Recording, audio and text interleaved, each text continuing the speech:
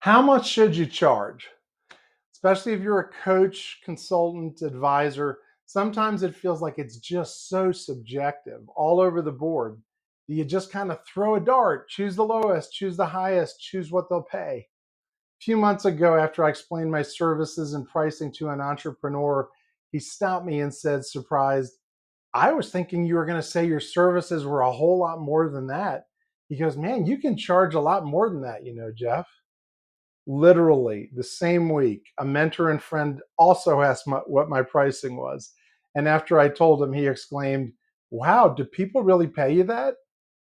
Yes, believe it or not, I told him. In decades now of coaching and mentoring coaches, consultants, and entrepreneurs, that's a big issue, their pricing. And I finally feel like I can offer a simple and practical way to help them price with purpose and not just wing it. So in this video, I want to share 4 key questions to ask yourself when you're considering your own pricing. And the overarching principle I want to start with is that there's no reason to apologize for fair work and fair wages when you offer good and valuable things. So in pricing, here's what I call the E3 and the P. The E3 and the P. So number 1, what's your expertise? Do you have an expertise to solve a problem? Elon Musk once said, you get paid in direct proportion to the difficulties of the problems you solve. In other words, what Elon's saying is people pay you when their pain is big and you have an outcome that helps them get rid of, best case, obliterate that pain. You have something that addresses the problem they possess. So question for you today, do you have an expertise that solves a legitimate problem? What is that? Where did it come from for you? Do you address a business problem that you've solved before, a relational problem that you've become an expert in? Maybe it's financial or emotional. In the book of Mark, Jesus taught it's not the healthy who need a doctor, but the sick. Similarly, as an entrepreneur, coach, or consultant, your solutions offer awesome, valuable, and when they directly address a sickness, needs, and a problem. By addressing that, you bring your expertise to those who face the challenges you have, and you have the expertise to solve them. You forge meaning, you bring value, and that's worthy of wages. Number 2 is experience.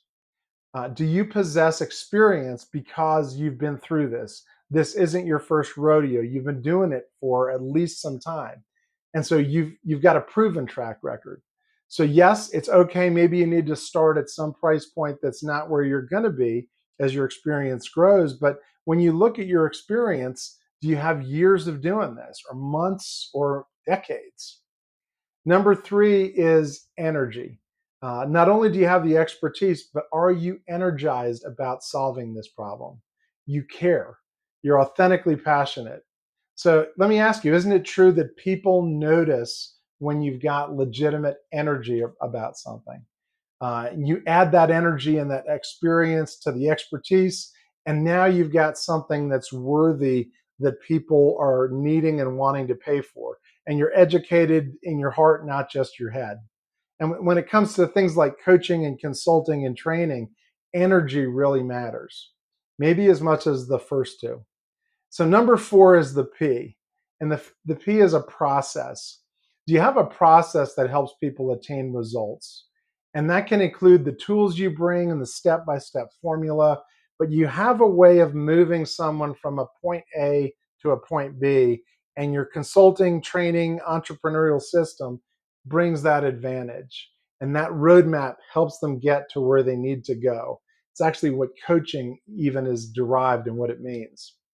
So what do you think? When you think about your own situation, think about, do you have expertise? How much? Do you have a credible solution? Secondly, do you have experience? Has what you've done brought experience that's worthy of being invested in? Number 3, are you legitimately passionate about this? Do you care? And if not, maybe that's not your thing.